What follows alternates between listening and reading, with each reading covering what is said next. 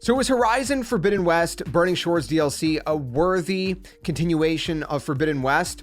That's the question I'm going to try to answer for you guys here in this video. I'm going to give you as much information as I can, but you got to keep in mind, this one's going to be a little bit trickier to give you a spoiler-free review. And again, I'm going to go as spoiler-free as possible, but be wary, you know, spoilers are subjective. What may not be a spoiler to one person may be to you. So, you know, if you, I will go, I think, a little bit beyond what they did in the trailers and revealed with, you know, kind of the promo, because I think that was very, very, very kind of basic, and like, I don't think it really gave us much of an idea what's going on. Maybe I'm remembering wrong. Maybe it's been a minute since I watched the trailers, but you know, I'm not going to spoil any major plot points or the ending, but at the same time, because it's a DLC and it's shorter in its, you know, content and its length, it's going to be more tricky to give you as much information as possible. Okay, so we're going to go into this as best as we can. Bear with me. I'm going to try. We're doing this, like I said, as per usual, unscripted, because I want to be as transparent with you guys as possible. And I feel like the best way to do that and the best way for that to come across is if I just do it as soon as I finish the game. I just finished it. And, you know, like I said, just kind of off the top of my head, what are my final thoughts? You know, just kind of post, you know, finishing the game. So, basically, where this game is set is LA. So the base game for Forbidden West, if I remember correctly, it's set in San Francisco. And this game is set in Los Angeles. So you're going to see some, you know, iconic landmarks like the Hollywood sign, different things like that. So it's really, really cool. Very lush greenery, like jungles and forestry. You know, you got your kind of tropical, you know, like your beaches and your and kind of some water area that's just, you know, crystal blue waters. You know, the beauty that we've seen a little bit, or not a little bit, but a lot in Forbidden West, but even better. And I think it's even visually nicer, probably because it's on PS5 only, so it's not going to be on PS4. So they were able to, I guess, excuse me, do a little bit more with this DLC in terms of the visual side of things, and, you know, just the power, because again, they're just harnessing the PS5 strictly, right? They don't have to, you know, kind of compensate, or not compensate, but they don't have to, you know, consider the PS4. And so I think it looks better personally. I could be wrong, but it was very beautiful. I mean, Forbidden West was already beautiful. This game is stunning, gorgeous, very, very nice. Before we also continue, I forgot to mention that I will note that, yes, I did get this DLC for free from Sony, from PlayStation Canada. But as per usual, like I just mentioned, this is why I do these things unscripted, because I want to be as transparent and honest with you guys as possible. So when I say honest review, this is my honest review, but that's just me. This is my experience. Subjectives, again, subjectives. Reviews are subjective. So you got to keep that in mind.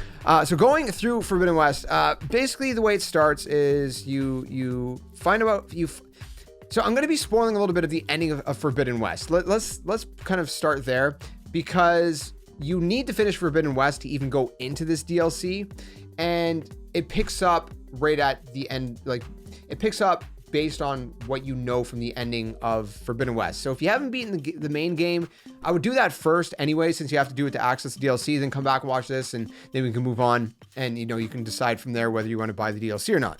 So if you've been warned on that front, I'm going to spoil some of the ending stuff of, not major stuff, but some of the stuff for Forbidden West. So essentially, you're finding out that there's more to the zeniths that you need to explore, and you need to just kind of put the rest, if you will. And that's kind of what sends you over to the Burning Shores to begin with.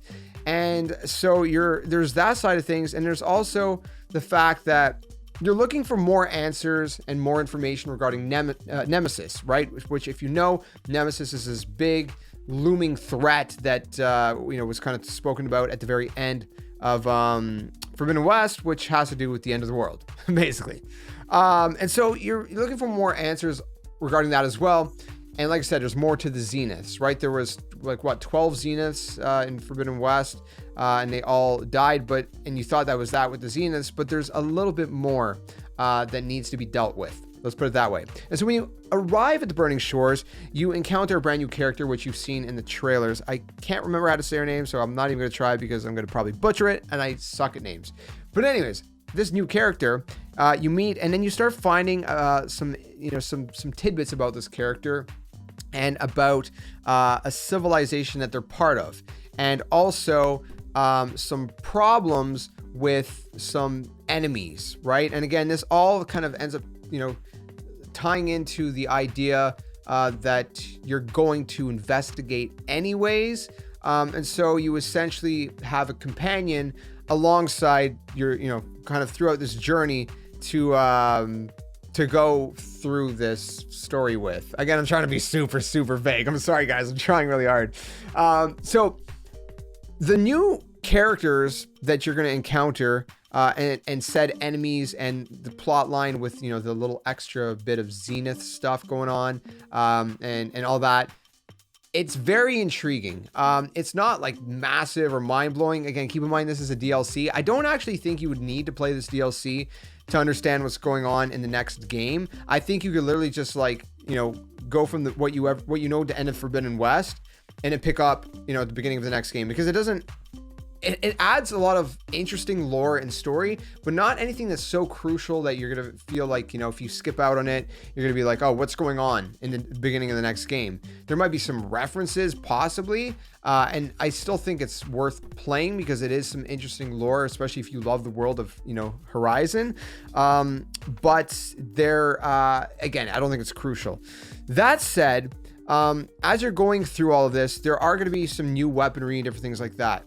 That you're going to encounter new equipment, basically new equipment. So there's some of that. Some pretty epic battles. So the boss fights were really crazy, epic, a lot of fun, somewhat challenging in all honesty. Going to put your skills to the test. Let's just say that. And it's pretty great. I can't say anything more, but the boss fights were a lot of fun. In my opinion, I had a lot of fun with them. They were pretty grand in scale and unique in and of themselves. So in terms of gameplay, mechanics, different things like that, I mean, if you've played Forbidden West, expect more of a similar kind of thing. It works. It was good. It was a lot of fun. Different things like that. In terms of length, it took me, I was just going straight main quest. It took me about 5 hours. So if you're just going straight main quest, it's going to take you a minimum of 5 hours in this DLC. You're going to get a minimum of that amount of time out of this DLC. That said, there is side quests, there are side quests rather, and the area, the size of this, new location is fairly significant. It's not massive, but it's pretty big, and I think there's a lot to explore. So I think you can easily get 7 to 10 plus hours out of this if you're someone who likes to do a lot of side stuff and exploration, things like that.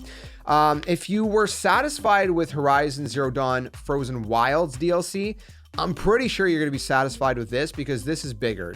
To put it in perspective, Frozen Wilds main story took me, I think, like 3.5, maybe 4 hours.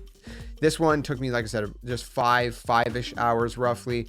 So it's already bigger in terms of just the main quest, but even in terms of scale, size, mechanics, combat, boss fight, story, lore, I think everything's bigger and better than Frozen Wilds were. So there's another element that, I wasn't sure if I should mention or not. It's going to be divisive no matter what, and that's just kind of it's going to be that naturally and inherently. But it's something that, again, this is my personal experience with the game. The fact is, I'm trying to give you as much information of this as possible, okay? And you got to keep that in mind.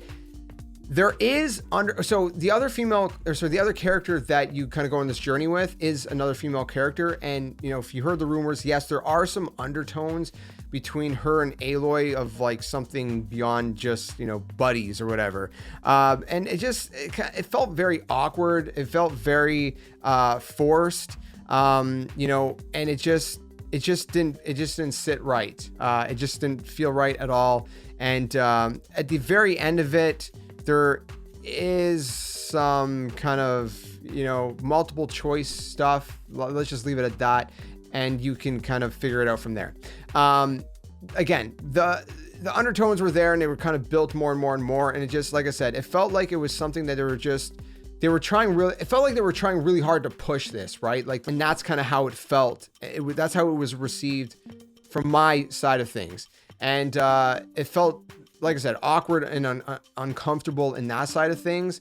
But unlike other, games that have done similar things, it it's weird because it's such a short expansion that it's almost like it's more predominant, but predominant is the word. I don't know. I'm trying to blank on what the word is. But at the same time, it felt like it was like not as there either. It's very hard to explain, but the point is just something worth mentioning. Like I said, that was my personal experience with it. That it came across as just uncomfortable for me personally. Okay, so I don't want to drag this out more than I need to, but I will say, like I said, I really enjoyed the boss fights. I really enjoyed a lot of the kind of gameplay side of things. I felt like the story was a little bit underwhelming. There was things that were intriguing and interesting, but I felt like it just kind of missed the mark. It felt a little bit short. It felt a little bit weak around the legs, around the edges, if you will.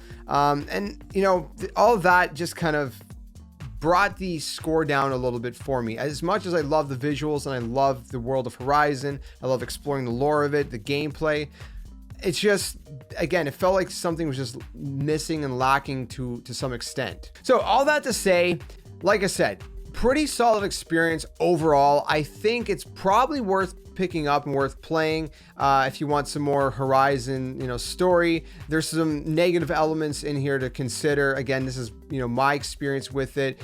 Maybe that would be something that would sway your consideration. I don't know, in terms of just the story. Like I said, it's hard to give you as much information without being spoilery, so hopefully I did a decent job. But I think I'm gonna give this DLC like a solid 7 out of 10. I think like I said, it was a fun experience, really cool boss fights, some pretty interesting lore kind of going on there, but some stuff that felt weak, other things that felt uncomfortable, things that felt like it just fell short and kind of just wasn't as fleshed out as it could have been. Like I said, solid for the most part, but some things to consider. So let me know if you have any questions or thoughts down in the comment section below. And if you enjoyed this review, be sure to stick around for more. We do a variety of gaming content here on the channel. We talk about the games and play the games, best of both worlds. So I hope to see you guys soon in another one. Stay safe, stay well, and until then, game on. I'll see you guys later.